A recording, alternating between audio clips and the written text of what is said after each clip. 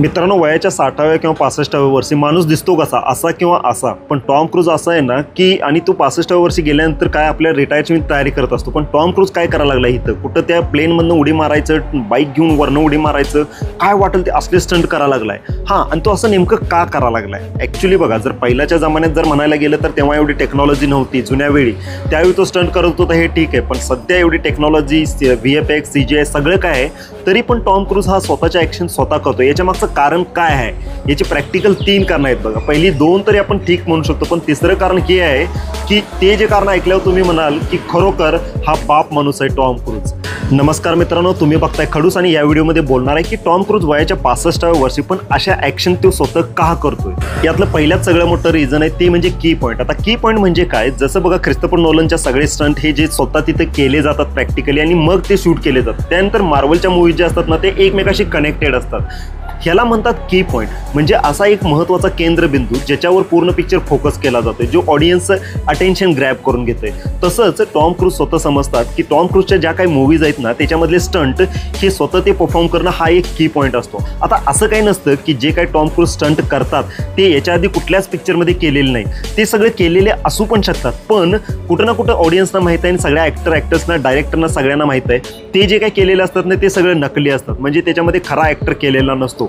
पण ऑडियन्सना इथं हे माहीत असतं की टॉम क्रूजची मूवी येणार आहे म्हणजे काय, टॉम क्रूज स्वतः त्याच्यामध्ये स्टंट करणार आहे. त्यामुळं तो एक ऑडियन्सला एक्सपिरियन्स देण्यासाठी टॉम क्रूज हे स्वतः म्हणजे ती ॲक्शन करतात.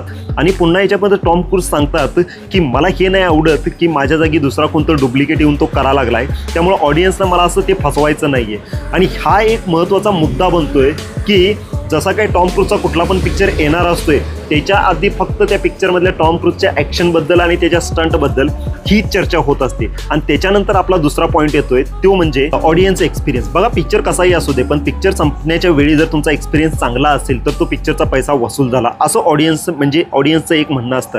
आणि टॉम क्रूज हेच म्हणतात की मला ऑडियन्सना बेस्ट एक्सपिरियन्स द्यायचा आहे आणि त्यासाठी मला जे काही जमतंय, जे काही करू वाटतंय ते मी करतोय. कारण का बघा, कुठलेही जर म्हणजे एक रिअल शूट आणि एक VFX CGIचं याचं थोडं ना थोडं कुठेतरी फरक पडतोयच.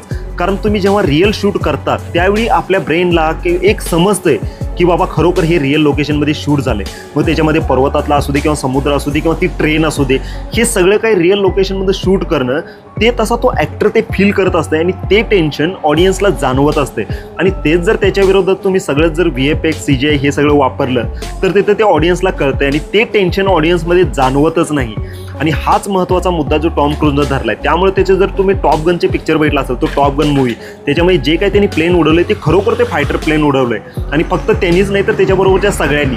आता त्याच्यामधली जर ॲक्टिंग आहे ना ती त्याचे रिअल एक्सप्रेशन आहे. जेव्हा त्यांनी ते प्लेन वगैरे उडवलं ना तर ते ज्या काय एक्सप्रेशन चेहऱ्यावर आल्या ते खरोखरचे एक्सप्रेशन होते. आता असं नाही की त्या ॲक्टर्सनी किंवा टॉम क्रूजनी जर ते VFX CGI ग्रीन स्क्रीनवर केलं असतं तर तशी ॲक्टिंग करता आली नसती, करता आली असती, पण ॲक्टिंग ही ॲक्टिंग असते आणि सत्य हे सत्य असतं. त्यामुळे जे काय टॉम क्रूज म्हणतात ना की जेव्हा काही रिअल लोकेशनला जातो, एखादा रिअल इन्सिडेंट, रिअल ॲक्शन आम्ही शूट करतो, रिअल स्टंट परफॉर्म करतो, त्यावेळची जी फिलिंग असते ना, ज्यावेळचं जे टेन्शन असतं ना, ते ऑडियन्सना एक जबरदस्त एक्सपिरियन्स देतं आणि तिथंच ऑडियन्सचे पैसे वसूल होतात असं टॉम क्रूजला वाटतंय. आणि टॉम क्रूजचं हे जे म्हणणं आहे ना ते ॲज अ ऑडियन्स म्हणून खरोखर आपण तर तेच एन्जॉय करतोय. इवन भलेही आपल्याला ते सांगता येत नसेल, पण सगळे ऑडियन्स टॉम क्रूजच्या ज्या काही मूवीज बघतात ना त्याच्यामध्ये स्टंट असतात ना ते खरोखर पैसा वसूल असतात, ते याच म्हणजे माइंडसेटमुळं.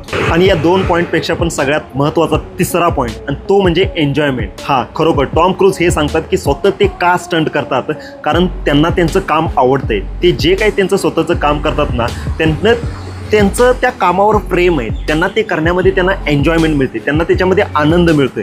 कारण का टॉम क्रूज असं म्हणतात की मी जे काय म्हणजे स्टंट वगैरे करतोय, भलेही मी 70व्या वर्षी किंवा 65व्या वर्षी एखाद्या म्हणजे प्लेनमधनं 10-12 वेळा उड्या मारतोय, का मला फक्त एक परफेक्ट शॉट द्यायचा आहे. आता हे तुम्ही समजून घ्या, असा कुठला 60 वर्षाचा म्हातारा जो प्लेनमधनं 10-50 वेळा उड्या मारेल फक्त एका परफेक्ट शॉटसाठी. तेच जर आपले बॉलिवूडचे जर सलमान खान, शाहरुख खान हे जर बघायला गेले ना, साधं टेबलवरून उडी मारायचं असलं तरी ते बॉडी स्टंट डबलचा वापर करतात.